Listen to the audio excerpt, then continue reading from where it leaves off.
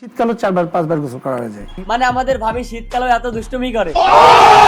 আমি যদি 5 মিনিটের জন্য বাসার বাইরে নামি, আমি বাসার বাইরে থেকে উপরে উঠে আমি গোসল করব। আসলে উনি নামেননি বাসার নিচে ড্রেনের ময়লা পরিষ্কার করার জন্য।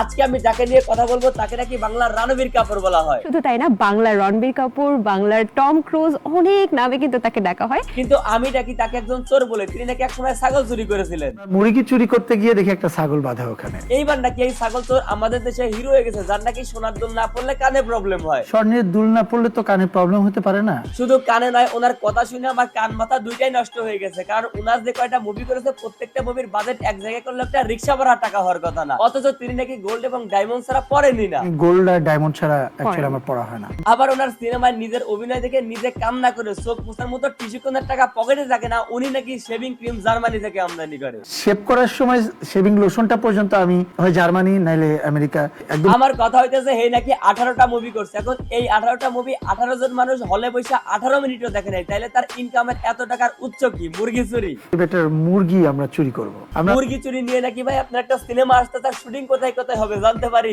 যেটা শুটিং হচ্ছে ওয়াশিংটনে, কাশ্মীরে, মুম্বাইতে, কলকাতাতে। মুরগি চুরির সিনেমায় এত বাজেট। আচ্ছা ভাই, আপনাকে নিয়ে একটা প্রশ্ন করি। এই যে মানুষ ফেসবুক এবং ইউটিউবে কমেন্ট বক্সে আপনাকে নিয়ে গালাগাল করে, আপনার খারাপ লাগে না? ফেসবুকে অনেক সহজে একজন আর্টিস্টকে পেয়ে যায়, একজন ডিরেক্টরকে পেয়ে যায়, তাদেরকে গালাগালি করতে আমাদের 2 সেকেন্ডের সময় লাগে না। আচ্ছা বুঝছি তো ভাই, এখন এদের নিয়ে আপনার মতামতটা কি?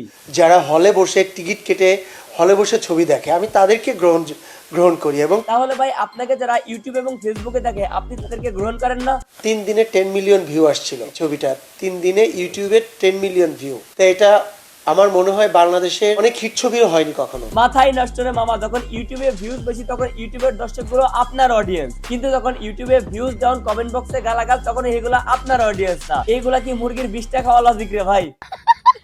T20 এখন উনি এই যে মুরগি চুরি সিনেমা করেন বলে আপনারা তাকে ট্রল করবেন, এইটা কিন্তু ঠিক না। উনি ওনার মোট জীবনে 18টা সিনেমা করেছেন, তার বাজেট ছিল কিন্তু 9 কোটি টাকা। 18টা ছবিতেও 9 কোটি টাকায় মানুষ আমার উপর ইনভেস্ট করেছে। 9 কোটি টাকা?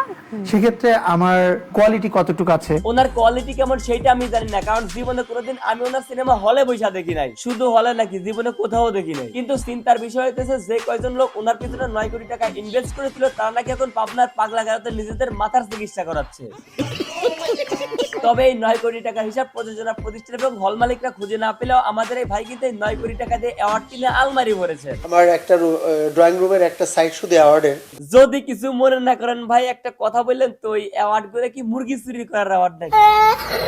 জয় ভাই, আপনি এই ভিডিওটা দেখবেন আমি কিন্তু জানি, আর এই ভিডিও আপনি বিনোদন হিসাবে নেবেন এইটাও কিন্তু আমরা মানি। হ্যাঁ, তো আজকের ভিডিও এই পর্যন্ত। এই ভিডিও কেমন লাগলো কমেন্ট করো, ভালো লাগলো লাইক করো, পেজ ফলো করো, আর ইউটিউব সাবস্ক্রাইব।